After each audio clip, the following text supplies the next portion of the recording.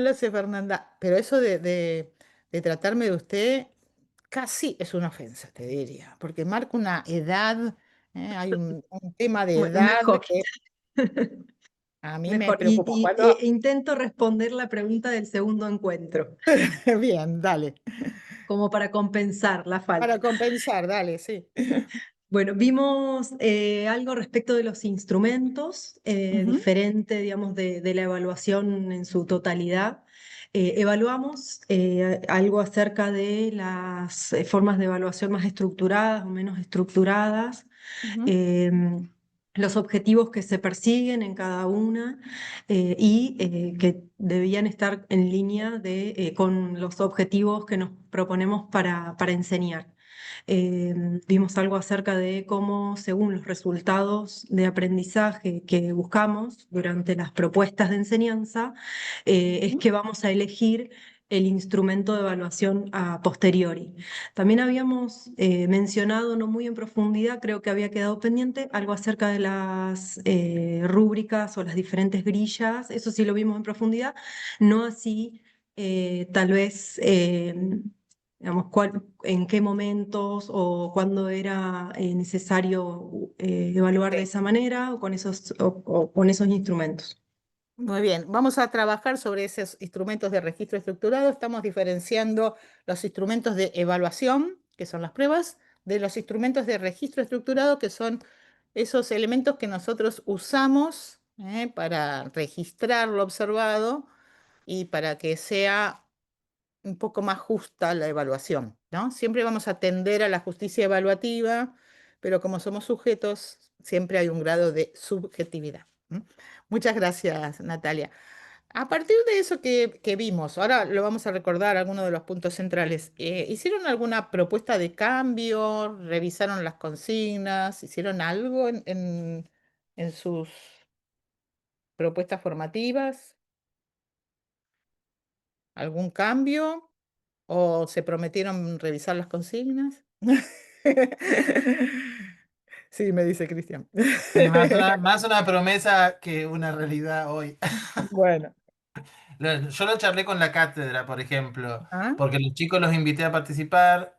Bueno, igual habían recibido la invitación, pero bueno, no habían podido estar, entonces le dije, bueno, tenemos que revisar cosas de las que estamos haciendo mal. Por Ujú, ejemplo, lo que decías de que tiene que quedar claro de antemano cuánto vale cada punto, bueno, varias cosas, ¿no? Y un poco mirar también qué es lo que queremos para con cada tipo de pregunta que hacemos. Así que lo dejé ujú. como una, los invité para esta también, no sé si estarán, eh, pero Bueno. bueno, la idea es que lo tenemos que trabajar, pero bueno, ya desde otro, está bueno porque por lo menos nos movilizó un poco a pensarlo. Eh, Ujú. pero hacerlo todavía no. Muy Vamos, bien. bueno, Por ahora es una promesa, entonces. claro, por ahora es promesa. Bueno, muy bien. Entonces, vamos a recordar esto.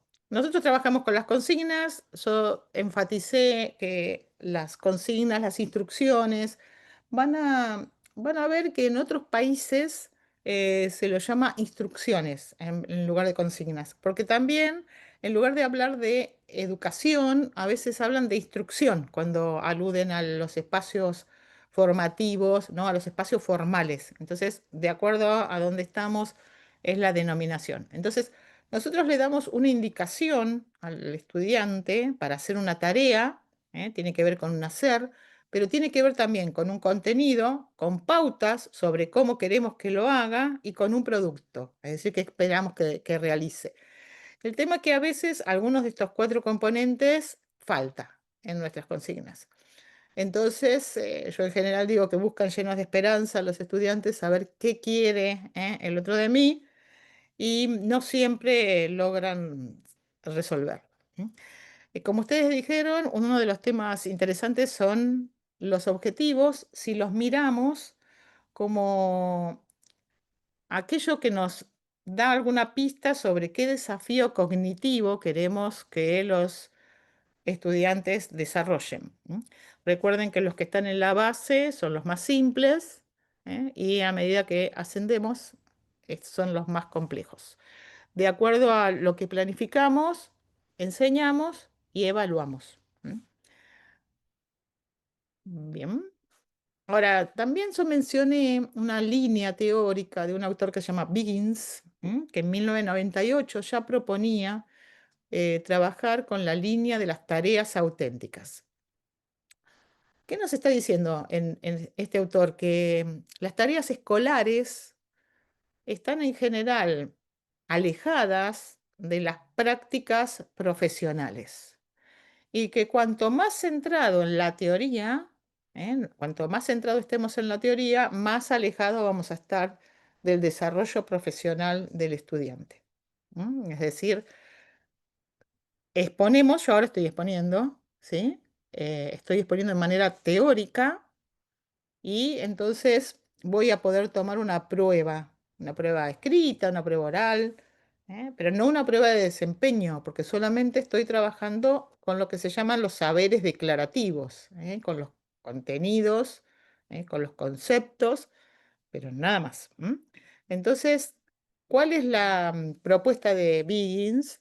Biggins lo que propone es que no es que todo tiene que hacerse de esa manera, pero que por lo menos pensemos en actividades, en tareas, en estrategias de enseñanza y demás, que se aproximen a la vida profesional de los estudiantes. Y para eso, las consignas tienen que tener todos estos elementos, ¿eh? Un propósito, porque tienen que tener aquellos elementos similares a lo que pasa en la realidad. En la realidad nosotros tenemos un propósito, tenemos una audiencia. Hay un grado de incertidumbre, no es A o B la respuesta, como es en las pruebas de opciones múltiples, que es un A o B, verdadero o falso. Tiene restricciones, porque no puedo hacer todo. Hay un repertorio de recursos que pongo en juego y es un proceso. ¿Cuál es el tema de las tareas auténticas?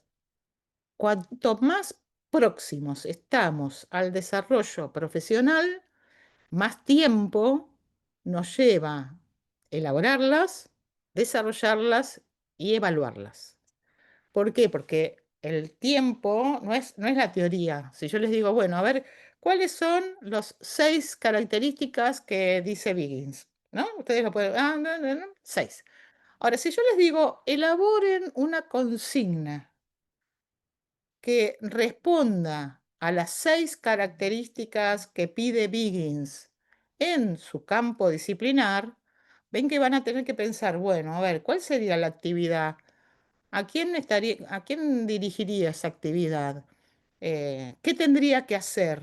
¿Cómo me voy a dar cuenta? ¿Ven? Entonces requiere la tarea auténtica, cuanto más auténtica, más tiempo de planificación, de enseñanza y de evaluación. Por lo tanto, lo que en general decimos es que hay una tensión entre la teoría y la práctica en el sentido de que no podemos hacer todas tareas auténticas porque corremos un riesgo que es que algunos conceptos centrales que necesitamos no los lleguemos a dar porque ahí hay un tema que es no puedo dar todo.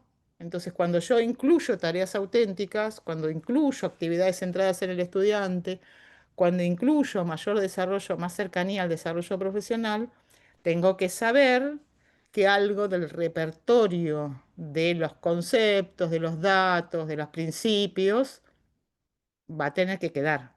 No puedo en la universidad dejar de trabajar los contenidos mínimos porque son un compromiso que yo tengo con la formación de ese estudiante. Es decir, yo en todos mis programas tengo que saber cuáles son los contenidos mínimos, que son los innegociables, los que sí o sí tiene que dar mi materia. Y después puedo dar otros. Entonces, tengo que resguardar que eso lo tenga que dar y después avanzar. De todas maneras, cuando se hace un cambio, la sugerencia siempre es que sea progresivo el cambio, porque si yo cambio todo, después no me doy cuenta qué anduvo bien y qué anduvo mal. Entonces, hago un cambio, hago una propuesta que antes no hacía, lo incluyo, veo cuánto tiempo lleva, la reviso, con los estudiantes, cómo les fue, qué les pareció, cómo lo podríamos hacer mejor. La reviso y la vuelvo a desarrollar. Bueno, entonces ahora vamos a hacer foco en los instrumentos. ¿Cuáles son los supuestos entonces? Que como planificamos está relacionado con qué y cómo aprenden los estudiantes, cómo creemos que aprenden, por ensayo y error, como la ratita, con el reforzamiento de la respuesta correcta, como la palomita, tratando de resolver situaciones, como los monos, con experiencias y vivencias propiamente humanas, por descubrimiento, por recepción. Ven que hay muchas teorías, que nos dicen cómo aprenden los estudiantes. De acuerdo a cómo creo que aprenden, algo que les quiero enseñar va a ser la decisión sobre qué y cómo enseñamos, y va a ser las decisiones sobre qué y cómo evaluamos. Estas decisiones de nuestro programa están inscritas en un plan de estudio. Argentina es un país que cada universidad tiene su plan de estudio. Las carreras que están en el 43, en el artículo, incluidas en el artículo 43, tienen además estándares. Las que no están en el 43 están en el 42. Por lo tanto, tiene algunas regulaciones ministeriales. Respetando esas regulaciones, cada institución puede hacer su propuesta. Entonces llegamos a la evaluación de aprendizajes.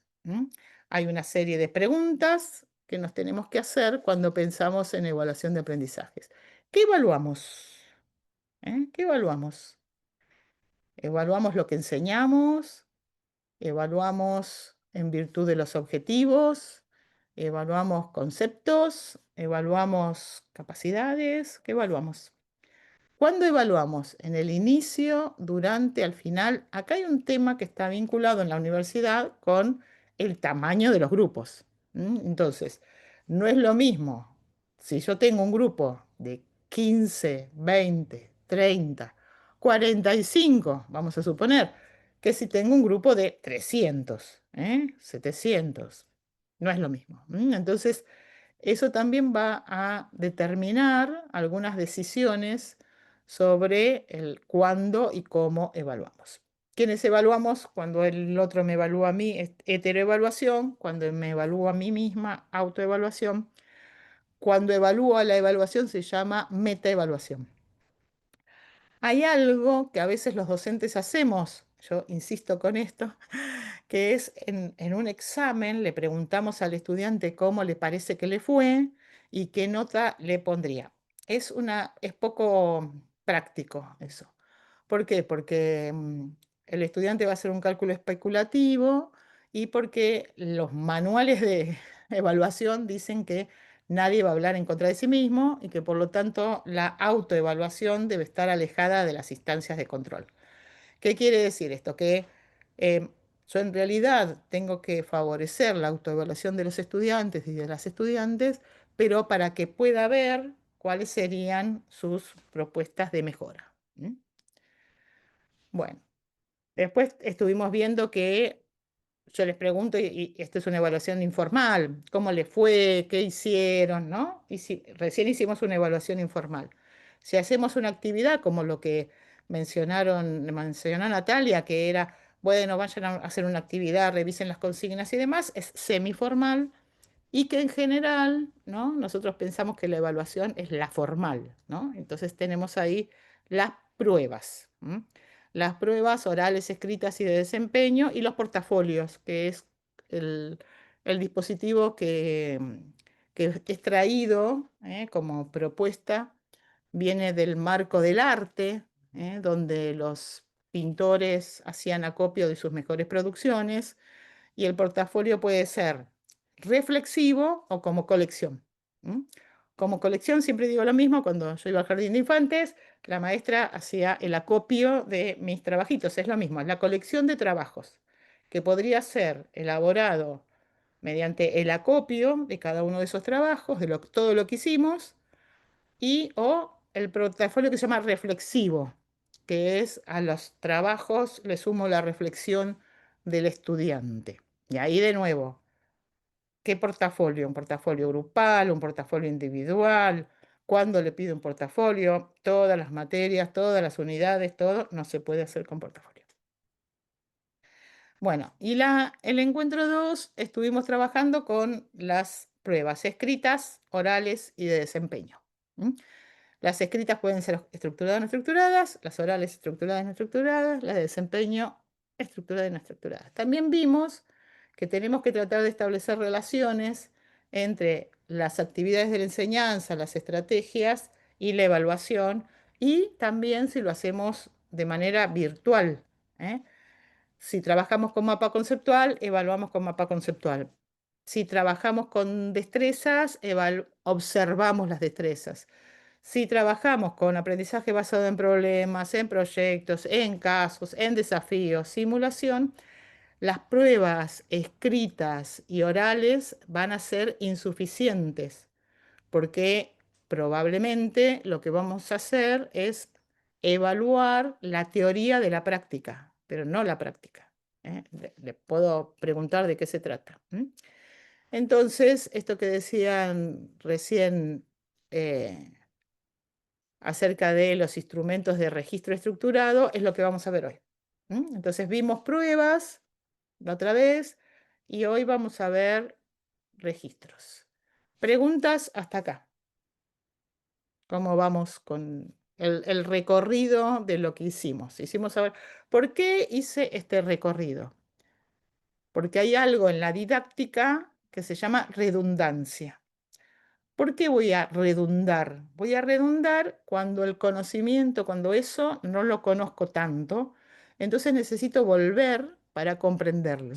No basta con que nosotros expresemos em, cuáles son las características, los contenidos, lo que queremos trabajar, sino que hay que, de alguna manera, redundar en cierto contenido. ¿Preguntas? ¿Dudas? ¿Inquietudes? ¿Algo que quieran decir? ¿No?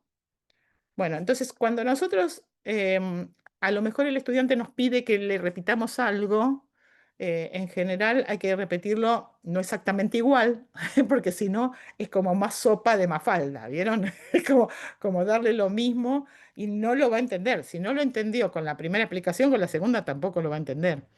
El otro tema vinculado a las consignas es que a veces los estudiantes vienen y nos dicen que se las expliquemos. Si hay muchas consignas que preguntan, es porque las consignas tienen problemas. O sea, si hay muchos estudiantes que preguntan por la misma consigna, se llama con apoyos adicionales, la consigna tiene problemas. Es decir, si hay varios que están preguntando por lo mismo, tiene que agarrar la duda. Y recuerden que puede ser o que la consigna tenga problemas o que no lo hayamos enseñado de esa manera. Es decir, que les estamos pidiendo algo que no pueden establecer relación con las formas de la enseñanza. Entonces, ahí hay que establecer ese puente. Bueno, hasta acá. ¿Inquietudes? ¿No? ¿No hay nada? Bueno, muy bien. Continuamos entonces. Hoy vamos entonces a hacer foco, vieron que vamos de lo general a lo particular y vamos a hacer foco en los instrumentos de registro. Hay algo que yo voy a pasar, que es por las pruebas orales, porque la otra vez hicieron una mención a las pruebas orales y yo les encontré dos textos que trabajan sobre acompañamiento, para que vean que yo me acuerdo de ustedes, que acá les traje. Que se los voy a pasar por el chat. Dos enlaces. Porque la otra vez alguien preguntó y me pareció que estos dos textos son interesantes. Yo tengo una deformación profesional, que es que en general los textos que... Recuerden una cosa, cuando uno busca en Google, lo busca, Google nos da por perfil. Como yo siempre ando buscando investigaciones, ¿a mí qué me ofrece? Investigaciones. Entonces, lo que en general aparecen son investigaciones. Esos dos textos me pareció que estaban buenos porque hablan precisamente de exámenes finales, de tutorías y demás, y por eso se los traje. Bueno, y porque si no, no me acuerdo, creo que se llamaba Alejandra, alguien que hizo una pregunta sobre exámenes orales finales. No sé cómo anda mi memoria. Bueno, entonces, yo la otra vez, Yo fui Alicia, Daniela. Yo. Daniela, sí, que tenía acá, en este lugar de la pantalla, digamos, ahora. Em, ¿Por qué volví a las pruebas orales? Primero porque las pruebas orales son las menos sistematizadas de todo, ¿eh? Hay pruebas orales estructuradas y no estructuradas. Bueno, Daniela, ahí te busqué dos artículos dedicados a vos, ¿eh? ¿Qué ventajas tienen las orales? La capacidad de comunicación, de relaciones, de razonar, etcétera. ¿Cuál es el tema de las orales? Ustedes recuerden que nosotros, los docentes, nos cansamos. Entonces, hay un efecto de cansancio que influye fuertemente en la evaluación oral. Hay otro tema que yo no trabajé con ustedes, pero es un tema muy interesante, que es algo que se llama las apreciaciones del profesor. ¿Qué es? Es algo inconsciente y que en general tiene que ver con cómo nos caen los estudiantes, ¿eh? Que no es que yo diga, ay, a este le voy a... ¿eh? Sino que hay algo que nos pasa a nosotros. La primera impresión, la última impresión, el efecto halo, tiene una serie de características. Al que le gusta leer, hay un texto muy interesante de Bourdieu, que es el juicio profesoral. Bourdieu lo que hace es con de San Martín, es una mujer que después Bourdieu se olvida, que escribió con él.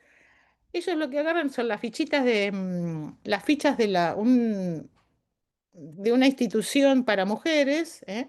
Y van viendo qué relación hay entre lo que dicen de estas alumnas y la profesión de los padres y dónde viven. Entonces Bourdieu lo que trata de mostrar es que hay una serie de categorías que nosotros usamos que está vinculada con nuestras apreciaciones que hacemos de manera inconsciente. Al que quiera buscarlo se llama las apreciaciones del profesor, lo trabaja Alicia de Camillioni y Bourdieu lo trabaja en un texto que se llama El juicio profesoral, ¿eh? Así se llama, el juicio profesoral, o sea, el juicio de los profesores. Bueno, ventajas de las orales, permiten estas relaciones, desventajas, en los finales no tenemos todos los mismos criterios en el equipo docente. Entonces, a veces los estudiantes se van moviendo de acuerdo a quién le va a tocar. Hay algo que viene de la medicina que se llama examen oral estructurado. Para eso tendríamos que haber trabajado con casos con problemas. Si nosotros trabajamos con casos con problemas, lo que podemos hacer en el oral es trabajar con algún caso con preguntas y de esa manera a todos les vamos a ir presentando el caso. ¿Qué necesita esto? Necesita que tener una lista de chequeo para saber qué va contestando.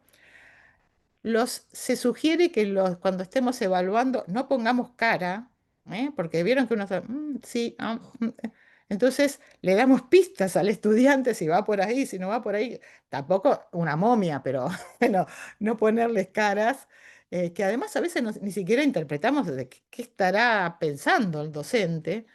Y el estándar es entre 20 y 25 minutos por estudiante, no más. Ahora, piensen que las pruebas, lo evaluado debe ser representativo del enseñado y en particular de lo más importante.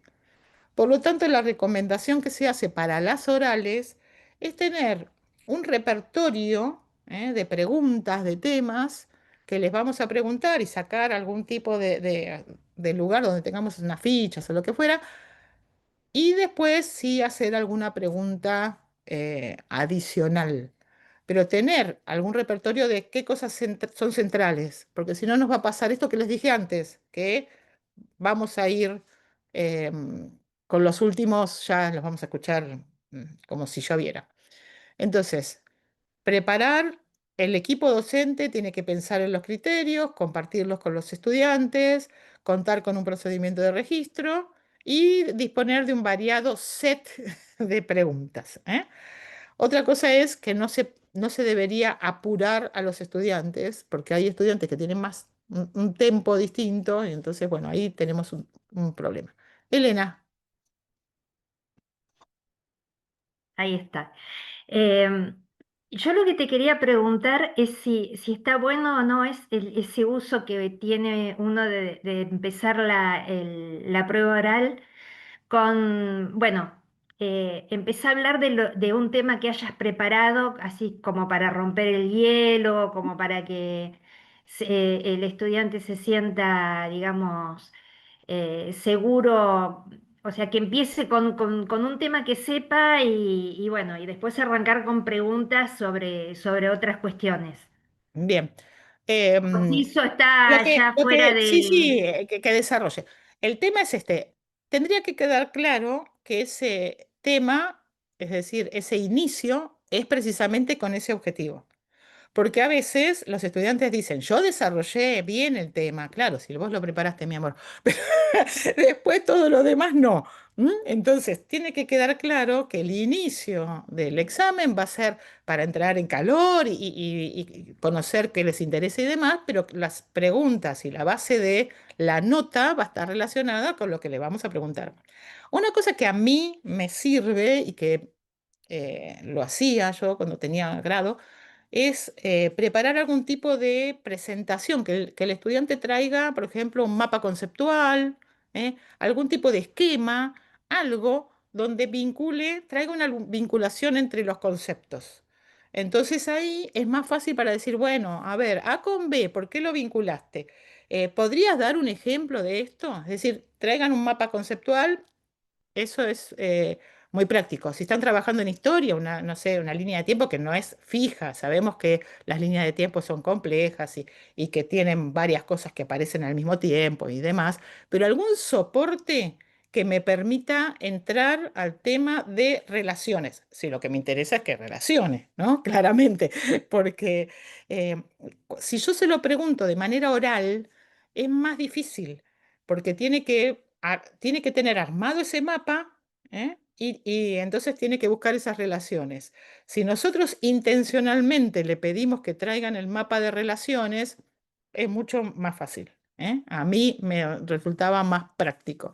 Lo que no quiere decir que no tenga problemas, porque a veces voy a decir, bueno, ¿y por qué relacionaste A con B? Cri cri, ¿no? Puede pasar, pero, pero siempre es más fácil para que el docente pueda entrar a esas relaciones, ¿sí? Bueno, ¿alguna otra pregunta? ¿No? Te hago una pregunta, Marta, ya que Dale, estamos con este Cristian. tema, porque por ejemplo a mí me pasa, que no sé si le pasará a otros, pero que por ahí durante el cursado los parciales, o sea, mire, vos Ujú. hablaste de momentos, ¿no? Los Sí, parciales son escritos, pero sí, después el final es oral. sí, Y ellos no tuvieron nunca conmigo o sea, tuvieron instancias de exposición de seminarios, por ejemplo, pero sí. no de una evaluación oral. ¿Está Bien. bien o está mal? El tema es Eso. así. Lo que evalúas por escrito implica determinadas capacidades que son diferentes a las capacidades orales. Ujú, Pensate en vos. ¿Dónde sos más habilidoso? ¿Escribiendo o hablando? La escritura lo que tiene de ventaja es que me da más tiempo para poder cambiar, ¿no? claro. La oralidad tiene de ventaja que me da la posibilidad de la repregunta. Pero el tema es que los estudiantes en los últimos tiempos han desarrollado poco la expresión oral. Entonces, Ujú, lo que a mí me pasaba, yo trabajé muchos años en una carrera de medicina, el primer año era todo escrito. El segundo año, cuando aparecía en una materia, ahora ustedes piensen que el médico tiene que hablar, ¿no? Entonces empecemos por ahí. Un primer año los evaluamos solamente de manera escrita. Un segundo año había una materia que los evaluaba de manera oral. El profesor se mataba diciéndoles que se presentaran igual en diciembre, pero no se presentaban porque había un temor a la expresión oral. Entonces yo le decía, bueno, hace un simulacro de examen, probá, hace un momento donde vean que no tiene nada extraordinario hablar y que no pasa nada y que si se equivocan van a tener otra oportunidad más adelante y no pierdan la oportunidad de la mesa de diciembre. Bueno. El tema de la oralidad es todo un tema, ¿eh? Es todo un tema porque vos sabés que la expresión últimamente está más vinculada con la expresión escrita y en realidad ahí tenés otro tema, que es nuestra mente, cuando escribimos, tenemos un tipo de procesamiento de la información. Cuando escribimos de manera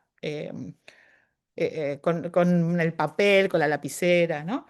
Y si escribimos con la computadora, ustedes piensen que son elementos aislados, que yo los voy uniendo. No es lo mismo cuando yo escribo, que los uno, los elementos, que los voy uniendo en mi cabeza, que por eso se dice que en los últimos tiempos hay que escribir manualmente. Y te Mm. diría que hay que tratar de que se expresen. Es decir, abrir a que el espacio del aula, en todas las aulas, porque ahí es un trabajo institucional, en todas las aulas, aunque sean muchos, tengan todos la posibilidad de expresarse. ¿Cuál es el problema en las aulas? Que en general hablan siempre los mismos, hablan siempre los mismos. No importa en el nivel que te encuentres, hablan siempre los mismos. ¿Por qué? Porque los otros compañeros a veces no se animan a hablar porque dejan que hable el que sabe. ¿Eh? Es decir, alguien tiene el halo del que sabe y es el que habla. Bueno, yo no sé si les conté, pero yo una vez en una maestría me tocó un alumno que era psicólogo y entonces, bueno, yo lo que hacía era dividir la clase en momentos, se me ocurrió en el momento, y le puse una regla interna que es, bueno, ahora el que habló en el primer momento no habla en el segundo, el que habló en el primero y en el segundo no habla en el tercero. ¿Por qué? Porque así animás a que los que no se animan hablen. Ahora, esto pasa, no importa en el nivel que nos encontremos, ¿eh? No importa, fíjate que yo les pregunté a ustedes, ¿qué se acuerdan del primero y segundo encuentro? ¿Cuántos hablaron? Tres. ¿Eh? Es decir, no nos animamos a hablar, eh, habría que ver por qué, pero necesitamos que los estudiantes hablen porque el desarrollo profesional está muy vinculado con la palabra. Es muy difícil que tengamos una profesión donde no necesitemos que hablen. ¿M? Ahora, yo insisto, yo estudié ciencias de la educación y demás, pero estudié toda la carrera de psicología y a mí, más allá de los finales, nadie me escuchó hablar, ¿eh? Más allá de los finales. Es decir, en el final, que en realidad pedían que reprodujera no sé, las clasificaciones o lo que fuera. Entonces, el tema de la oralidad es un tema a desarrollar. A desarrollar es casi un compromiso como docente que tenemos a desarrollar en nuestros estudiantes. Así que bueno, yo lo que le sugería al profesor que todos le temían el examen final es que hiciera un simulacro. Un día nos ponemos a ensayar el examen. Bueno, ¿cómo se hace el examen? Bueno, a ver, nos vamos a organizar, unos van a hacer... ¿Por qué? Para que vean que no tienen ninguna sorpresa, ¿eh? No, no tiene sorpresa. Lo que pasa que también ahí a veces hay socializaciones internas entre los estudiantes. Entonces le dicen, bueno, mira, vos andá, a lo mejor a la tercera o la cuarta vez la probás, ¿no? Esas socializaciones que a veces aparecen adentro de algunas carreras obstaculizan sin que el estudiante que le está socializando el compañero tenga mala intención, le crea ciertas dificultades. ¿Qué te quiero decir, Cristian? Hay una cantidad de variables que influyen que a veces no podemos controlar nosotros. ¿Teresa? No, cuando decide la oralidad, es cierto, no solo cuando uno les pregunta, uno está Ujú. explicando o algo, y si vos sacás, aún en grupos grandes, capaz 200 estudiantes, eh, no creo que más de 15 hagan preguntas.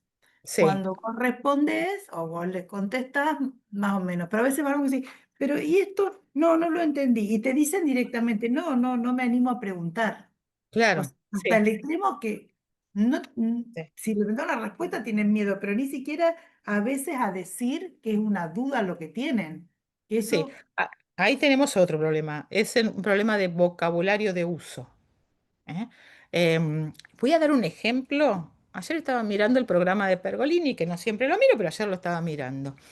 Em, el programa de Pergolini en el Zócalo tenía un error de ortografía, donde en lugar de poner H y C en Asia, pusieron sin H y con S, como si fuera el continente. ¿Eh? Eh, en un programa que después dijo que lo que falta es educación, ¿no? Entonces, ¿dónde se socializan nuestros estudiantes? Se socializan en los medios, en distintos lugares. Entonces tenemos problemas de vocabulario y yo les cuento lo que hacía con las alumnas de magisterio. El acuerdo era palabra que no entienden, la anotan y al fin de la clase hacemos una búsqueda de palabras que no entienden. Algunas eran propias de mi generación. Por ejemplo, yo digo vericueto, ¿no? Vericueto no es una palabra de uso cotidiano. Pero otras eran de uso común, digamos, de cultura general. Filiación, ¿eh? Esto tiene la filiación entre A con B. Filiación, no sabían lo que era filiación. Entonces, no nos entienden porque a veces hay una cantidad de palabras que no manejan. Entonces, no se trata del contenido específico, sino que se trata de la explicación sobre el contenido. Porque si no manejan las palabras, entonces es difícil que puedan entenderlo. Entonces yo había hecho ese acuerdo. Todos anotaban y al final de la clase hacíamos una especie de exposición de palabras difíciles, como le llamemos, así como una especie de juego. Bueno, a ver quién encontró palabras que no se entendía. También ahí hay que correrlo del lugar del bochorno por hacer que no sientan que son señalados por usar términos o por señalar términos que no conocen, ¿no? Y es probable que algunos tengan que ver con nuestra generación que usamos, que nos parecen súper conocidos, por ejemplo, programas televisivos, ¿no? Que a veces uno hace alguna alusión a un programa de otro tiempo y el estudiante no sabe. Yo les digo Alcoyana, los que son de mi generación saben que es un programa que tenía Hugo Carámbula y que tenía que ver con que dos cosas tenían que vincularse. Bueno. Si yo les digo Alcoyana, los más jóvenes me van a decir, ¿de qué está hablando? ¿De qué está hablando? Entonces, hay códigos que pertenecen a las generaciones, así como tienen ellos y ellas códigos que pertenecen a sus generaciones y nosotros no sabemos de qué están hablando. Porque siempre es así. Todas las generaciones tienen sus códigos. Entonces, bueno, ese equilibrio entre lo que digo, cómo lo digo, qué cosas digo, cómo hacer que entiendan lo que estoy diciendo y demás, ¿no? Eh, bueno, yo a veces lo que hago es decir Alcoyana y les digo, bueno, eso era un programa que no sé qué, y entonces, bueno, afloja un poco el ambiente cuando estamos con conceptos así como muy fuertes de algún tipo de conceptualización, ¿no? Entonces, lo que pasa es que yo en general hago chistes, cuento anécdotas, ¿no? Para que vean que pueden hablar, que no pasa nada, no pasa nada, podemos hablar. Los primeros años seguramente es más difícil que se expresen y que digan lo que piensan. Es probablemente más difícil. Piensen siempre que los primeros años vienen con la matriz del secundario, donde en general están más callados que hablando, ¿no? Y si hablan, no es para decirle al docente, ¿no? Ahora, yo trabajo en doctorado, yo coordino un doctorado. Los doctorandos a veces hablan entre ellos y no le preguntan al profesor. Entonces, bueno, cuando yo presento al profesor, le digo, bueno, a los profesores nos encanta que nos pregunten. No sé si al profesor le encanta, pero por lo menos aliento a que hagan las preguntas, ¿sí? Así que bueno, la enseñanza es un campo complejo. ¿eh? Alguna vez alguien creyó que con una buena planificación íbamos a lograr que los estudiantes aprendieran lo que nosotros queríamos. Después vinieron y nos dijeron, les tenemos malas noticias. No alcanza. Hay que establecer puentes, hay que traer material potencialmente significativo, hay que ofrecerles preguntas, hay que propiciarlo, pero no tenemos garantizado el aprendizaje. Así que ahí estamos. Bueno, avanzamos un poquito más, ¿les parece? Bueno, les voy a pasar ahora un fragmento de una película.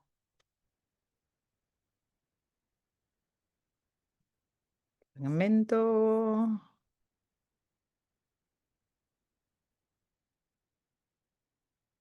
Qué lindo. ¿No es esto lo que yo quiero mostrar?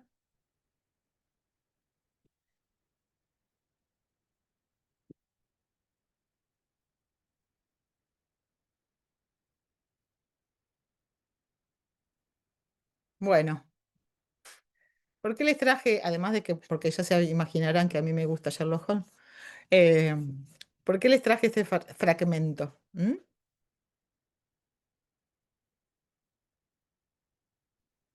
¿Qué les parece?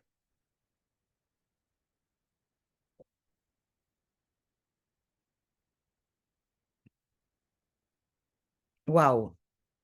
Tantas manos levantadas, me voy a impresionar. ¿Eh? ¿Por qué? ¿Por qué lo traje? ¿Qué vamos a ver hoy? ¿Mm? ¿Qué les parece? ¿Cuál es el tema? Relacionó absolutamente todo. Nadie se lo tuvo que decir. Lo sacó solo todas sus conclusiones, relacionó, Sí. pero Pero es un entrenamiento, porque en realidad Sherlock Holmes está entrenado para observar. Entonces, está relacionado, lo que vamos a hablar hoy es de los instrumentos de registro estructurado y cómo los necesitamos cuando queremos ir a observar a los estudiantes para ser lo más justos posible. ¿Mm? Entonces, em, les digo, la observación tiene que ver con eso, con una mirada que uno le ponga pregunta, como diría Emilia Ferreiro de Piaget, que pongamos preguntas ahí donde otros encontraron respuesta. ¿Eh? Es decir, si ustedes prestan atención a las instituciones donde trabajan y entran y miran el piso y miran van a ver qué cosas, hay cambios que a lo mejor ni prestaron atención. ¿Mm? Bueno, entonces, vamos a trabajar sobre ese tema, sobre la observación, siempre y cuando la presentación me lo permita. Bueno, entonces, nosotros cuando observamos, ¿qué es lo que, por qué vamos a trabajar sobre observación? Porque si Perdón, Marta, una ¿sí? cosa que respecto de la observación que dijiste que por ahí uno con los años hace como, no sé, como un Sherlock Holmes. A mí siempre fue el tema de la letra, ¿no? Ajá, Cuando un estudiante tiene seguridad, la manera en que escribe, inclusive la ortografía, la S y la C la hace clara, la letra es más grande, y cuando hay inseguridades, como que es una letra que si no me entiende, que le quede la duda, es más chiquitita, un montón de cosas que eran como pistas para poder también identificar que había algo, no había seguridad. Y en el otro, la forma de ordenar y de pautar es como que el que realmente está seguro de sus conocimientos, hasta en la forma escrita lo transmite con seguridad. Eh, sí, interesante, Mara, pero lo que no quiere decir que efectivamente sepa. Lo que tiene es una personalidad que tiene determinadas características. Hay hay una anécdota vinculada con un nadador, creo que era norteamericano, que lo que hacía era, antes de entrar a la competición, llegaba, se estiraba, y todos los otros competidores, ya con esa presencia, se sentían menos. ¿M? Es decir, hay algo que se llama exis corporal. La exis corporal, con H, exis corporal, que lo trabaja Bourdieu, hoy parece que ando con Bourdieu. Exis corporal es precisamente lo que hacemos con nuestro cuerpo, las posiciones que tomamos del cuerpo y demás, que hacen que convencemos o no a los otros de acuerdo a eso. Bourdieu trabaja, por ejemplo, con la exis corporal de las mujeres y cómo las mujeres de clase baja o de más vulneradas tienen una tendencia a bajar la cabeza y cómo las mujeres de clase alta a lo mejor tienden a mirar, ¿no? En una línea recta la visión, en línea recta. Entonces, la exis corporal, es decir, lo que hacemos con nuestro cuerpo, le da un mensaje al otro acerca de nosotros. ¿Mm? Es decir, si estamos convencidos, si no estamos convencidos, si estamos seguros, si no estamos seguros, lo que no quiere decir que sepamos. Lo que quiere decir es que tenemos una personalidad suficiente como para estar convencidos de lo que vamos a hacer. ¿Mm? Es interesante eso que decís, Mara. Así que bueno, ahí tenemos algunos estudiantes que a veces son inseguros y que tal vez saben mucho, pero sus características de personalidad hacen que se muestren de determinada manera, ¿eh? Así que ven que las variables cuando tomamos un examen oral son oral o escrito, son múltiples, aparecen muchas cosas. Así que bueno, gracias por el aporte, Mara. Bueno, entonces, nosotros cuando miramos, siempre hacemos foco en algo. No podemos mirar todo, ¿eh? Por ejemplo, acá, ¿qué ven? Una ¿Qué vemos? copa y dos Sí, personas en- sí, enfrentadas. enfrentadas. Muy bien. Cuando Pero vemos la copa, no vemos sí, las personas. no, Cuando vemos las personas, no vemos no la vemos copa. la copa. No vemos la copa. Es como cuando en las películas vieron que al protagonista lo enfocan, ¿eh? Focalizan y todo lo demás le queda de contexto. Entonces, siempre hacemos foco en algo. No es posible mirar todo. Y además hay una serie de leyes que la establecieron, una teoría que se llama de la Gestalt, que lo que nos dice es que tendemos a completar las figuras. Por ejemplo, acá no están delimitadas las figuras. Sin embargo, seguramente ustedes verán que hay dos figuras que están abrazadas, ¿eh?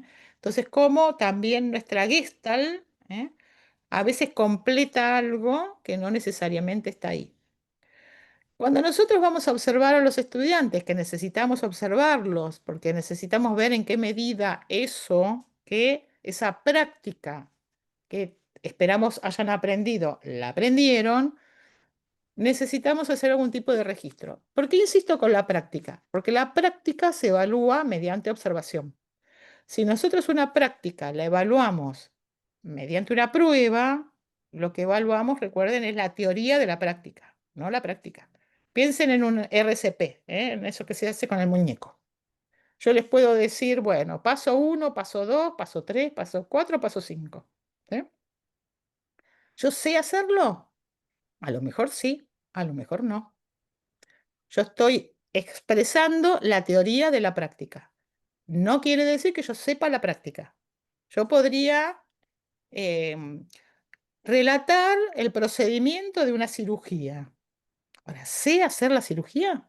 Mm, no, no tengo la certeza. La observación es lo que me permite ver si el otro está haciendo, si ese desempeño es según lo esperado. Entonces tengo tres maneras de registrar. Abierta, que es cuando escribimos todo lo que vemos. Semiabierta, que es cuando hacemos dos columnas, en una describimos y en la otra ponemos nuestras apreciaciones, y nosotros vamos a usar la tercera, que es estructurada o cerrada. Las cerradas, a su vez, pueden ser por lo menos de tres tipos. Lista de chequeo o checklist, escala de control es lo mismo, lista de control, escala de apreciación y rúbrica. Ahora vamos a cada uno. La lista de cotejo es lo que hacemos cuando vamos al supermercado. ¿Lo tiene o no lo tiene? ¿Lo logra o no lo logra? ¿Lo hace o no lo hace? ¿Cuál es el secreto de esto? Que todo tiene que ser observable. Por ejemplo, si yo pongo capacidad de análisis crítico, ¿lo veo el análisis crítico? No lo veo, no lo puedo reconocer.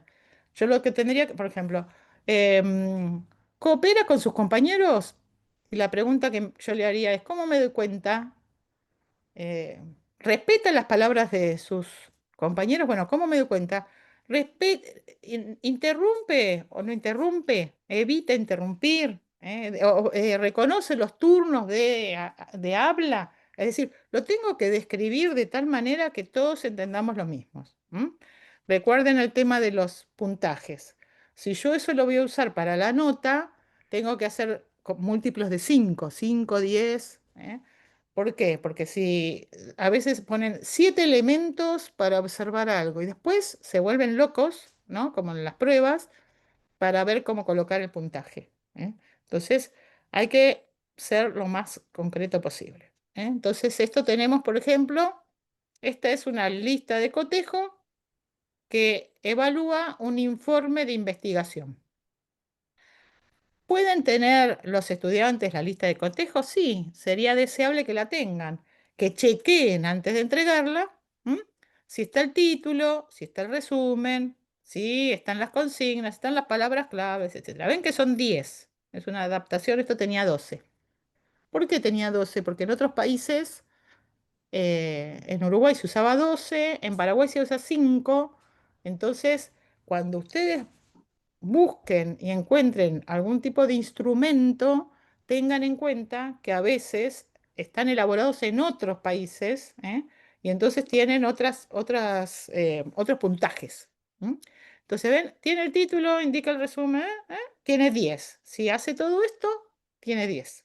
Ven que ya también puedo evaluar, puedo poner una nota de una prueba escrita no estructurada, que es un informe. Un informe es una prueba escrita no estructurada. ¿M?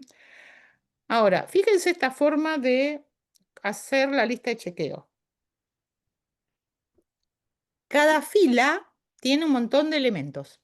La carátula, el título es conciso, informativo, se identifican las variables, las relaciones específicas, etc. ¿Qué tiene la ventaja para el estudiante que sabe lo que tiene que hacer? Tiene la desventaja que solo va a llevar sí, sí, si tiene todos los elementos.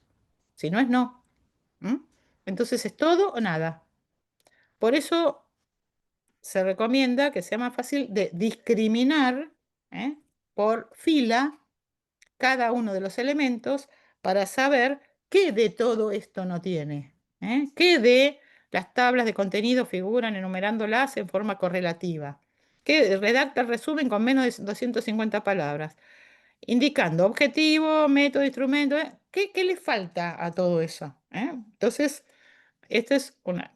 Ahora, cuando en lugar de tener sí o no, logrado o no logrado, tengo opciones, tengo más de dos, se llama escala de apreciación o de estimación, que puede ser cualitativa, muy bien, bien, regular, mal, puede ser cuantitativa, de frecuencia, lo hace siempre, casi nunca, nunca, o puede ser cuantitativa numeral, es decir, le pongo un número, 4, 3, 2, 1. Y entonces acá, ¿cuál es el tema? Esta es una escala de apreciación o estimación. Ustedes van a encontrar en internet que algunas escalas las llaman rúbricas. Son escalas. ¿Cómo se dan cuenta que son escalas? Porque las escalas tienen vacías, ¿ven? Las celdas están vacías. No dice cuándo lleva 4, cuándo lleva 3, cuándo lleva 2 y cuándo lleva 1. Las celdas están vacías. Entonces, cuando las celdas están vacías, es una escala, de estimación o apreciación. Si las celdas están llenas, como las vamos a ver ahora, es una rúbrica. ¿Cuál es el problema de la escala si tiene numeración? Es que no sé por qué lleva 4, lleva 3, lleva 2 o lleva 1. Ese es un problema. ¿Por qué es excelente? ¿Por qué es muy bueno? ¿Por qué es bueno? ¿Y por qué es regular? No lo sé. La escala no lo describe, como sí describe la rúbrica. Entonces ahora tenemos rúbricas. ¿Se acuerdan que yo les mostré un ejemplo de rúbrica holística? Y le dije, ¿para qué me sirve la rúbrica holística? Me sirve para corregir aquellas consignas que son abiertas. Ahora, yo tengo que, además, describir cuándo es correcto, cuándo es parcial y cuándo es incorrecto. Y ahí todos los docentes de la misma comisión, de la misma cátedra, nos ponemos de acuerdo y todos corregimos de la misma manera. Trae menos conflictos y es más fácil de corregir. Lleva trabajo, no les voy a decir una cosa por otra, lleva trabajo. Sobre todo porque tiene a veces problemas de precisión. Ahora vamos a ver otras. Por ejemplo, yo tengo acá un mapa conceptual. ¿Qué puedo tener? Una rúbrica que se llama analítica. ¿Por qué se llama analítica? Porque ven que a la izquierda tengo una columna y arriba tengo, en este caso, tengo un puntaje. La rúbrica puede ser cuantitativa, cualitativa o cualitativa, es decir, que estén las dos. Yo acá tengo una rúbrica analítica cuantitativa, que tiene 1, 2, 3, 4, 5, y que el puntaje mayor es 2. Quiere decir que yo tengo 5 criterios, por 2 me da 10. ¿Cómo se evalúa? Se evalúa en cada fila. Esquematización. Representa los conceptos principales, utiliza palabras claves, entonces tiene un 2. El diseño.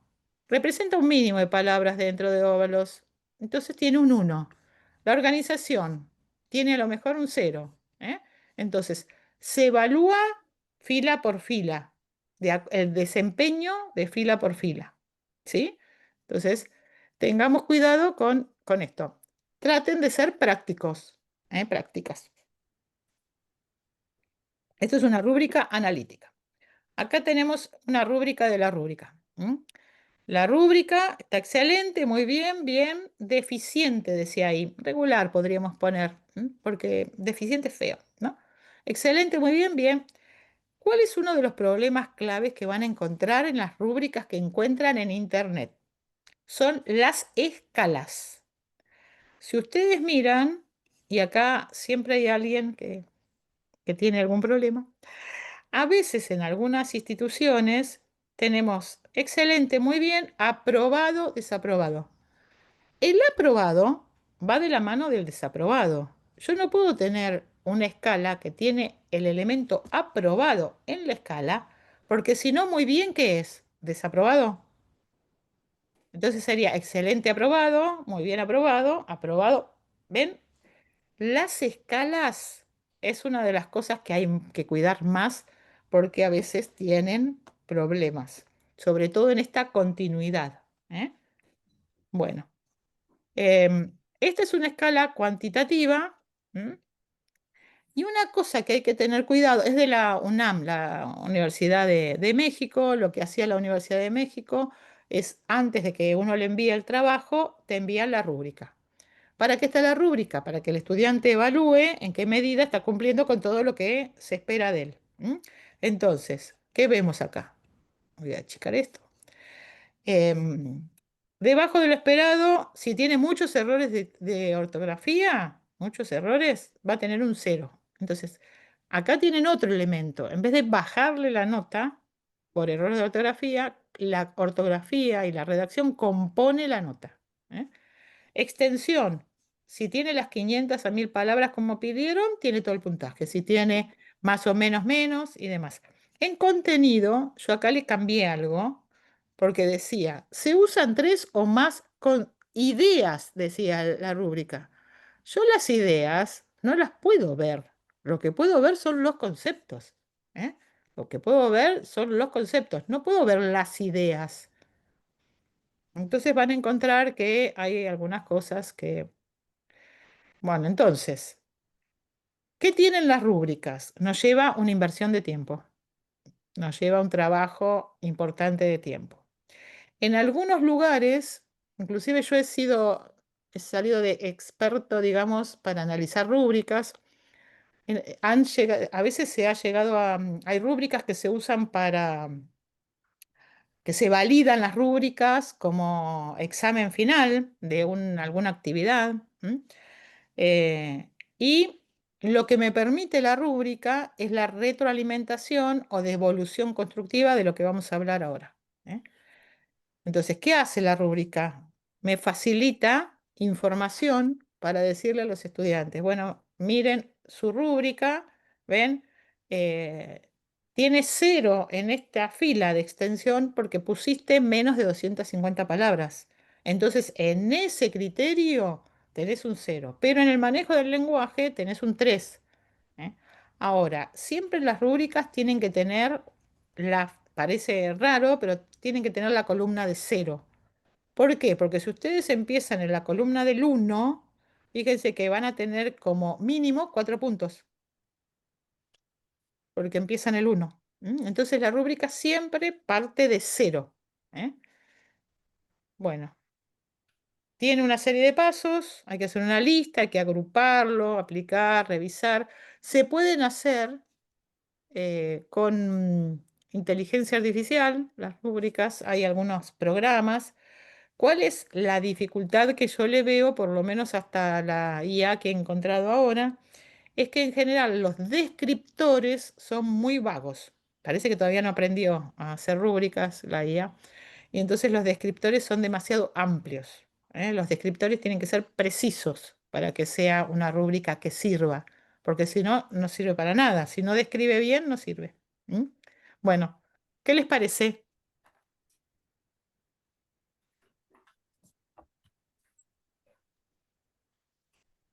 La ¿Les gusta? sensación. ¿No les gusta? ¿Les Sí. parece interesante? ¿La usan? ¿No la usan? Nosotros no lo usamos, Juli. Acá está mi compañera de comisión. Ah, No la usamos porque, bueno, estamos en un primer año. Yo te dije la vez pasada que son muchos estudiantes, que las sí. evaluaciones las hacemos por opción múltiple. Ujú. Pero me parece re interesante, por ejemplo, si uno aplicara, estaba pensando recién, por eso le hablo a Julieta, por ejemplo, cuando nosotros, bueno, estamos pensando en una propuesta de actividad que es un simulador de laboratorio. Sí. De todos modos, yo creo que es algo para pensar, porque Ujú. es como que, o sea, yo no me, no estoy capacitada para esto, Bien, lo que podrías hacer, bien, pero empecemos porque es más me parece fácil. que es interesante. Bien, empecemos por lo más fácil. ¿Qué es lo más fácil? Una lista de chequeo. Sí, eso Vos, estaría, ¿Mm? sí. Donde vos haces una descripción, donde todos sabemos qué es lo que tienen que hacer y donde uno ve si lo hace o si no lo hace. Hay una posibilidad de hacer una lista de chequeo que se llama ponderada, que son listas de chequeo que a lo mejor tienen 7 puntos, pero le ponemos más peso a algunos de las filas que son más importantes.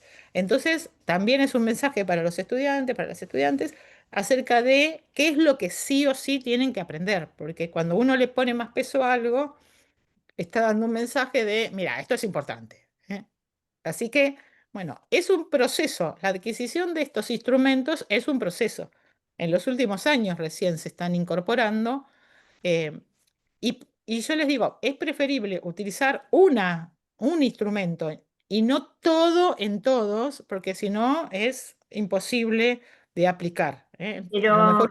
además, lo que yo veo con todo lo que nos estás transmitiendo, Ujú. Marta, que uno va tomando y va chequeando, o sea, se va haciendo un autochequeo de las prácticas que tiene, ¿no? Y que a uno le gustaría por ahí implementarlo. Lo que pasa es que a mí personalmente me parece que, como vos decís, involucra a todo el grupo docente, a que todos hagamos lo mismo, a que ¿Mm? todos, digamos, nos involucremos además en esto, ¿no? Porque Sí, además no hay varias personas que pueden tomar el examen. Creo que también hay un tiempo que hay que dedicarle a explicarle al estudiante de qué se sí. trata esto y qué Ujú. conexión tiene con la actividad, ¿viste? Porque es Claro, como que si no, hay que cumplir, o sea, hay que contemplar el checklist, pero en realidad a mí me interesaría, suponte, si es un simulador de laboratorio, de que vean de alguna forma que lo que está escrito en una hoja o en un cálculo matemático se relaciona con algo que pasa en un tubo de ensayo, claro. Mm. suponte. Así que bueno, nada, uno piensa mucho que le gustaría implementarlo, pero bueno, nosotros no creo que en nuestro grupo de estudiantes sea una Tal vez herramienta, por lo en menos, una. Claro, tal vez en la práctica del laboratorio, en una situación, armás un checklist y ya con eso vamos avanzando. Ese es el tema. pero es Eh, como que hay bastante para trabajar, Hay ¿no? bastante, sí, en principio ponerse de acuerdo. ¿Cuál es la Sí, ventaja? Que- tal Es cual, que tal cual. la ventaja es que todos vamos a mirar lo mismo. Y entonces no vamos a tener al estudiante que dice, ah, pero el profesor que me corrigió, No, ¿no? es que Sí, eso es ¿no? excelente, porque si hay algo que, viste, es lo que decías hace un rato, bueno, me pone cara, no me pone cara, y bueno, no, porque fulana me hace distinta la pregunta, bueno, toda una Claro, cuestión, pero claro. bueno, Es Perdón, un que trabajo, te es recién. prometí que... Es un camino, es decir, no es algo que hagamos todo en todo el momento, No. y requiere bastante precisión en la definición del instrumento. Yo en general trabajo con las listas de chequeo que hacen, entonces me las mandan y yo les hago la devolución acerca de, bueno, y acá, ¿qué querés? ¿Cuál es el indicador? ¿Cómo te das cuenta de que participa activamente? Bien. ¿Cómo te das cuenta que participa activamente? ¿Cuál es el indicador de la participación? ¿Interviene por lo menos una vez en el cuatrimestre? No sé. Es decir, hay que buscar indicadores, hay que ver cómo me doy cuenta para ver eso. Así que bueno, es un proceso. Gracias, Elena, por participar. Marcela, Buenas, ¿cómo va? Sí, es un camino y es un camino a veces de ida, ¿eh? Porque de verdad cuando uno ya se empieza a sostener en las rúbricas, es como que yo ya lo había hecho en la clase anterior. Quería aportar dos cosas. Una que a mí me dio mucho resultado comenzar con un complemento que traen las mismas planillas de Google, el complemento que se llama CoRubric, ujú, lo buscas, no sé si lo has utilizado, pero te permite, o sea, en una hoja de cálculo ya copiar una planilla y pegarlo ahí, estima o sea, uno le puede poner los porcentajes de cada uno de esos descriptores, también estima los niveles, entonces va, además de ser descriptiva, te devuelve una nota. Es excelente, la verdad que para iniciar está buenísimo. Y lo otro es que Padlet tiene ahora una parte de inteligencia artificial de rúbricas. ujú. ¿Sabes cómo dar resultado conversando? Digamos, uno le tiene que decir todos estos miedos que tenés por ahí vos, Elena, decir, bueno, ¿qué quiero mirar? ¿Qué necesito? Se lo vas escribiendo así tal cual. Y le pones los objetivos, el primer acuerdo, yo hablo de lo que he ido experimentando en el tiempo. El primer acuerdo es el Claro, programa. Vos en el programa ya tenés los objetivos de aprendizaje, o sea, ya lo escribiste. Entonces, eso se lo puedes poner también en las mismas cuando estás interactuando con la inteligencia artificial. Voy a presentar esta actividad, necesito evaluar estos objetivos de aprendizaje, está pensado para el tercer año de tal carrera, o sea, darle todos los detalles, e incluso le puedes decir, y lo he ido aprendiendo también de cursos de inteligencia artificial, le podés decir a la inteligencia artificial que te pregunte todo lo que necesitas saber para poder armar la rúbrica. Son dos herramientas que te solucionan herramientas, mucho y que te sirven, pero siempre tiene que estar tu criterio, obviamente, porque vos le claro. tenés que contar lo que estás haciendo y vos sabés. Pero sí, da resultado y sirve para el diálogo dentro de la misma cátedra. Hablo desde una cátedra, yo estoy en ingeniería y en general viste que los ingenieros, el tema docencia, el tema es como que lo quieren pasar todo por alto, son todos números, esto de estar y bueno, he logrado que mi colega se sume y él mismo ya como que se lo apropió y de esa manera hasta los parciales los vamos devolviendo de esa forma, o sea, les vamos poniendo, mira, en esto llegaste hasta este nivel, en este otro, y después lo transformamos en una nota. Claro, porque Sirve, sirve, muy bueno sirve. para las devoluciones. Hay en el tiempo de la pandemia que se usaba mucho Classroom, Classroom tiene un sistema de rúbricas muy práctico, que se puede ir completando, muy simple, que orienta bastante sobre cómo se hace. Entonces, lo pueden también entrar hoy estamos con las herramientas de Google, pueden entrar a Classroom y armar un aula para probar y van a ver que Classroom tiene una serie de herramientas y después hay varias herramientas que ofrecen alternativas para armar las rúbricas. De IA hay varias. Así que bueno, muchas gracias, Marcela. Bueno, voy a usar 5 minutos más para, 3 minutos más para las devoluciones constructivas y después les voy a pedir, si logro hacerlo, em, una síntesis de lo que estuvimos trabajando. Ustedes vieron que en general se habla de retroalimentación para el estudiante. Yo en general hablo de devolución constructiva porque da la pista de cómo esperamos que sea. ¿Cuáles son malas devoluciones constructivas? comentarios demasiado generales, sigue así, continúa, ¿no? Que todos recibimos alguna vez, carentes de orientación, inoportuna, que le demos consejo, estudia más, no tenemos ni idea. Sí, estudió información descontextualizada y por lo tanto tiene que tener que ver con lo que, cómo enseñamos, cómo evaluamos y poner en diálogo con lo que se esperaba que hiciera el estudiante. ¿M? ¿Cuál es el objetivo? Clarificar el buen desempeño, que estábamos hablando recién, está guiada, se centra en el estudiante y hay algunas herramientas. Esta es muy conocida, se llama La escalera de la retroalimentación, que es de este autor o esta autora, em, y tiene 4 escalones, se lee de abajo para arriba. Describo, clarifico aspectos poco claros que me parecieron, valoro o enfatizo los aspectos, me preocupa, me inquieta y sugiero. A mí particularmente me parece mejor empezar por lo positivo y después pedir las clarificaciones, es decir, invertiría el orden de los peldaños 1 y 2.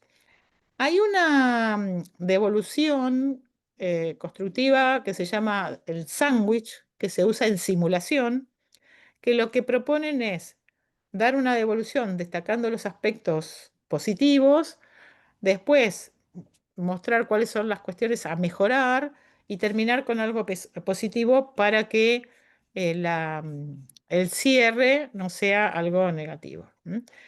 También se pueden ofrecer preguntas, ¿sí? O preguntas que se llaman reflexivas.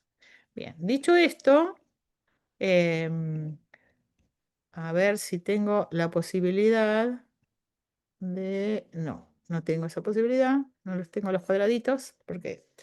Bueno, entonces lo que les voy a pedir es que se tomen 2 minutos, 3 minutos y que armen alguna frase que sea una síntesis de lo que estuvimos trabajando. Yo les estaba por mandar a trabajar en grupos, pero no tengo esa posibilidad, así que ¿Te va a convierto tener... en anfitrión? A lo mejor podés Dale, ahí. dale. O si no, hacelo vos y a mí me da lo mismo. Es para... o dame el confitrión, dale.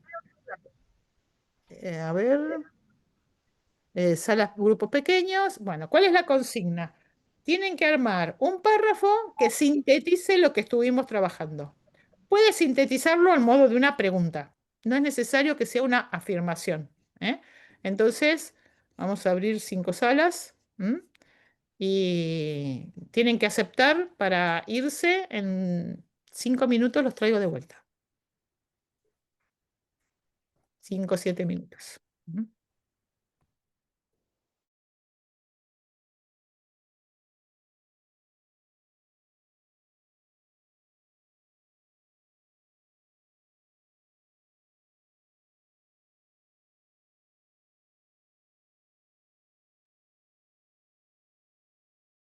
¿Alguno tiene dificultad para entrar? Recuerden, una síntesis, un párrafo que de alguna manera sintetice lo que...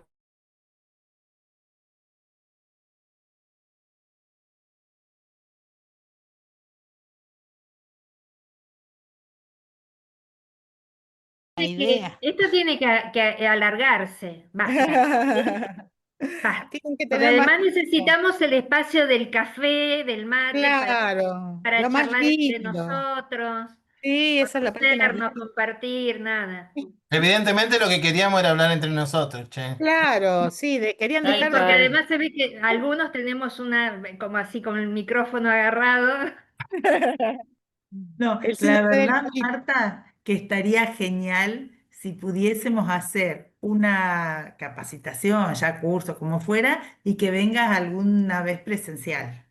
O sea, Sí, que como es mucho nuestro más trabajo y divertido, eso. la verdad, que un gusto Sí, parlante. sí, Como yo les digo. ¿No es cierto? ¿No somos gustos parlantes? Porque hasta acá nomás. Y hablamos. sí, sí, Digamos. sí. Así que Tal bueno, cual. Pero eso sí, espero. Para el 2026. Para el Bueno, a ver, 2026, perfecto. sí. em, ¿qué quieren? Bueno, el lunes estuve en Corrientes y el viernes que viene me voy a Córdoba. Así que ando un poco, por eso digo para el 2026. Bueno, ¿quién quiere contar? ¿Alguien quiere qué grupo? No alcanzamos a ponernos de acuerdo en qué decir, pero yo Dale. anoté algunas cosas de las que estuvimos hablando en el grupo, hay 5, ¿no? Creo que era el 5, que, Muy bien. porque la consigna era de qué hablamos en la clase de hoy, ¿no? Sí, o en las tres o en lo que quieran, lo que les haya Ah, bueno, surgido. porque nosotros pusimos, hablamos de instrumentos, de Ujú, evaluación de justicia surgió, de comunicación entre docentes y docente estudiante. ajá. Lo útil que para algunos ya es y para otros parece que podría llegar a ser el uso de las rúbricas para justamente ordenar estos aspectos, ¿no? No sé Muy si me quedó decir algo de lo que perfecto. estuvimos charlando. Muy bien, muchas gracias, Cristian y el grupo de Kiris. Adriana, Hola, buenas tardes. Yo ¿cómo estaba en el estás? grupo 4. Muy bien. Charlamos un poquito con mi compañera, nos quedamos ahí con la idea y ninguna de las dos la escribió. Pero siempre hemos pensado en una pregunta. Ajá. Eh, ¿Qué lugar ocupa hoy las formas de evaluación en el contexto actual Ujú, y con el déficit que tenemos en cuanto a lenguaje, vocabulario y atención de nuestros estudiantes? ujú. Esa sería Una gran nuestra pregunta. pregunta. Una gran pregunta, Una una gran terrible pregunta. pregunta. Sí, sí. Y después sí, charlamos un poquito sobre cómo trabajamos las formas de evaluación. Yo les contaba, yo soy profesora en nivel primario Ujú, y le decía a mi compañera, médica ella, que yo soy las bases. Lo que vos recibís viene desde claro. acá. Y yo veo todos estos déficits, veo Ujú, que se nos complejiza muchísimo llegar con el vocabulario, llegar hoy con la atención. Pero por otro lado, el tema de las rúbricas, en la escuela en la que yo trabajo comenzamos el año pasado a implementarlo. Nos costó ujú, mucho a los adultos y aún nos sigue costando cómo elaborarla de manera más asertiva. Yo en lo claro. personal prefiero elaborar yo mi material, no me gusta pasarlo por inteligencia artificial. Me parece que mis estudiantes merecen que yo tenga un foco muy limpio y que por allí, por muchos datos que yo pueda ponerle a la inteligencia artificial, Claro. no va a generar exactamente lo mismo que yo haría. Ujú, Y, y bueno, en este contexto, el tener que leer una rúbrica, un estudiante nos enfoca, nos pone en la situación de vocabulario, de atención, lo posiciona diferente. ujú. Creo que es Bueno, muy valiosa esto de poder elaborar la rúbrica, aunque sea sencillísima, aunque cuanto más sean dos sencilla cosas. mejor, porque si es muy complicada terminamos usándola. Así que tiene que Exactamente, ser bien práctica y bien sencilla, ¿eh? Así que exactamente. muchas gracias, Adriana y el grupo de Adriana, que era el grupo 4. ¿Algún otro grupo quiere contar? ¿Alguna frase, algo que quieran compartir? ¿Mm? ¿O están pensando en la cena ya a esta altura? No, Bueno, en no, yo comparto un ah, poquito de nuestro grupo. Ah, ¿querés hablar vos, Teresa? no, eso, yo Sí. quería que alguien del grupo diga, Ah, porque yo no participé. Dale, Natalia, te escuchamos. bueno, yo voy a contar algo que a mí me parece re interesante que pasó en nuestro grupo, que hay una compañera que trabaja en la Facultad de Ambiente y es profe en la carrera de Higiene y Seguridad, entonces estuvimos como comparando vos corregime, Eliana, los instrumentos y las listas de chequeos que hacen de manera estandarizada para la mejora de la productividad, o sea, Sí. haciendo ahí como un juego con lo que sería una rúbrica para la evaluación de un proceso educativo, ¿no? Ujú, Entonces, eso me parece que estuvo re interesante porque como la primera pregunta que se abrió es si las rúbricas son formas de evaluación estandarizada. Entonces, bueno, esa pregunta nos hizo debatir empezamos como a eso, a encontrar algunas diferencias o algunas complejidades en lo que tiene que ver con la situación educativa distintas, no mayores, ¿no? Distintas de una situación de higiene y seguridad. Y empezaron a aparecer algunas cuestiones como que es un proceso de comparación, la evaluación, que también se completa con la mirada del evaluador, y bueno, y esto de la búsqueda de la objetividad o no en el proceso educativo. Así que bueno, en eso estuvimos nuestro grupo. No sé si mis compañeras quieren agregar algo más. Muy bien, muchas gracias. Es la rúbrica, la lista de chequeo y demás, son registros estructurados que deberían estar vinculados con nuestras formas de la enseñanza, es decir, con nuestras prácticas de enseñanza. Por eso a veces no nos sirven cuando tomamos alguna que ya está hecha y la tenemos que necesariamente adaptar. ¿Eh? Es interesante lo de, me hace acordar, trabajé en una maestría de alimentos en la UNR, la de Río Cuarto, la calidad de los alimentos, porque también doy metodología de investigación, entonces ahí hablábamos de los cerdos y de los procesos vinculados con los alimentos, así que siempre uno aprende en los lugares donde va trabajando. Así que sí, muy interesante estas vinculaciones. Muchas gracias, Natalia, Eliana y el grupo de Natalia. Nos quedan dos. ¿Alguien más de alguno de los dos grupos que quedan quiere En contarnos? el grupo Daniela. 1, que estábamos nosotros, Sí. hablamos también de ideas sueltas, así parecido a lo de Cristian. Me ayudan un poco, chicas. Hablamos de un poco del tiempo, digamos que es una inversión de Sí. tiempo armar una rúbrica y pensar, digamos en no la evaluación en sí es un momento, pero todo el antes de armar el tiempo que uno lleva de pensar en la rúbrica y en los criterios. Bueno, como que agilizaría un montón de cosas para el después, ¿no? Digamos que es un tiempo de dedicación que ahorraría tiempo y que Sí. también la cuestión de socializar los criterios de evaluación con los Ujú. estudiantes, la potencia de la observación como insumo, una potencia de observación sobre contenido, digamos, digamos, munidos de contenido para pensar la potencia de la observación para armar indicadores. Y bueno, no sé si alguna otra cosa más quedó ahí dando vuelta, ¿no? Bueno, muchas gracias, Daniela.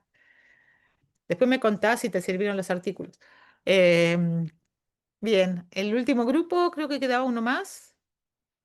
¿Nadie más? ¿No? Sí, el Bueno, grupo 2 quedamos. muy bien.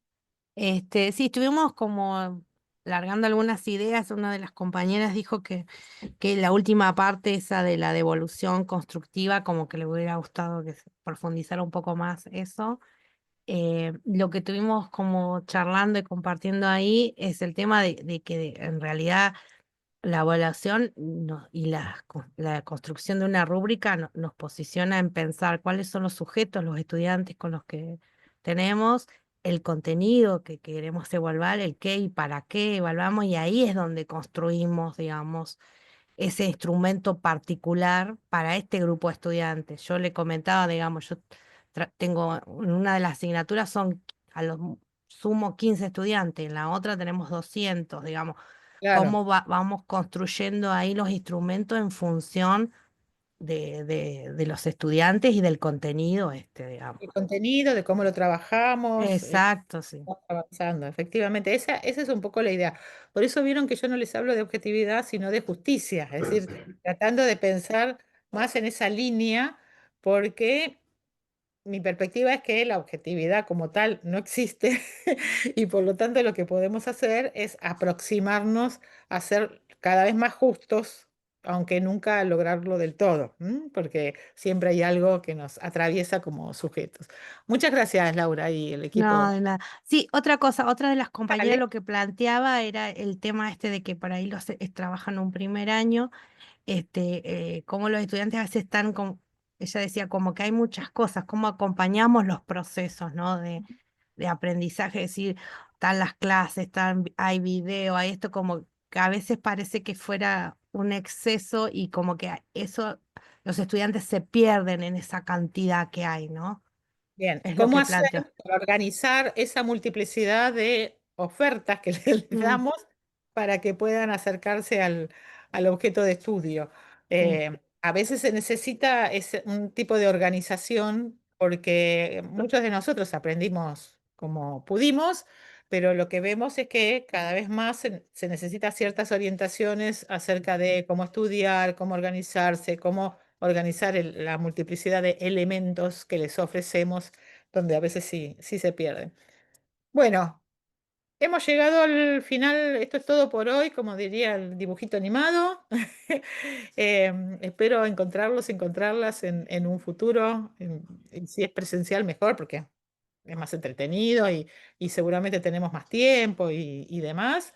Así que bueno, espero no haber contribuido a la confusión general, como decía un programa hace mucho tiempo. Y bueno, quedo a disposición cualquier cosa que necesiten, saben que me pueden escribir. Es muy fácil. Bueno, si me pueden googlear, que estoy por ahí, pero mi mail es muy sencillo. Yo me llamo Marta Tenuto y el mail es marta.tenuto. Em, Así que cualquier cosa que necesiten algo, algún material o lo que fuera, me escriben. Bueno, les deseo lo mejor. Marta, Sí, no, porque alguien preguntó al inicio también, puso ahí en comentario y yo quería hacer la misma pregunta, si estas charlas o algo nos lo van a mandar Tere por ahí o no sé, si está para Sí, que nos... sí, si tenemos quieren las les 3 paso la charlas. presentación. Sí, Ah, tenemos ok. las 3 charlas, ¿viste? Grabadas, así que bueno, el primer día Marta nos había dicho que no había problema, así que bueno, las podemos enviar.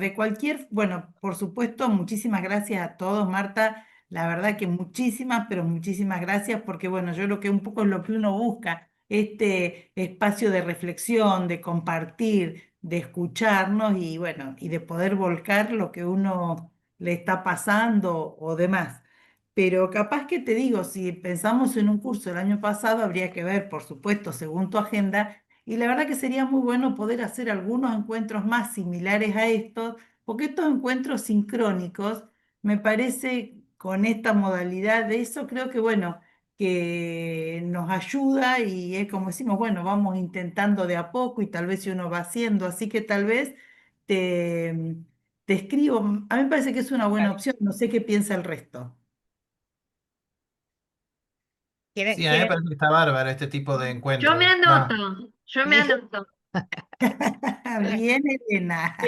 Yo lo que te diría que tal vez lo reconfiguraría el formato.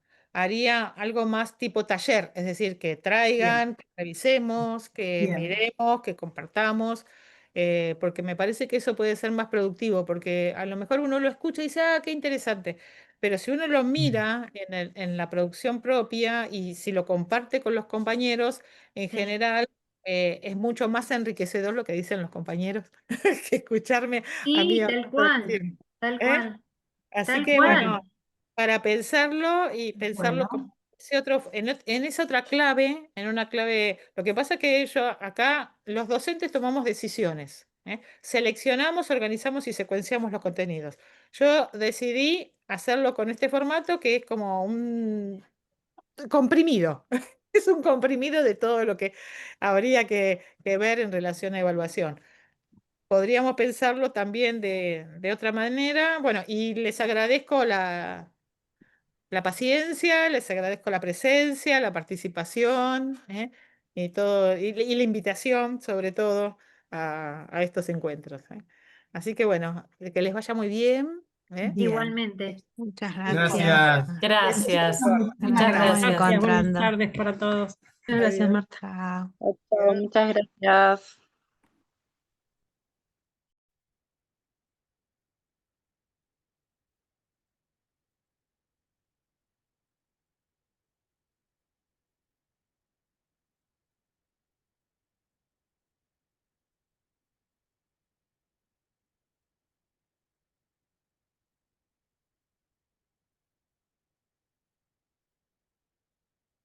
Bueno, bárbaro, José Luis. Bien, requete bien.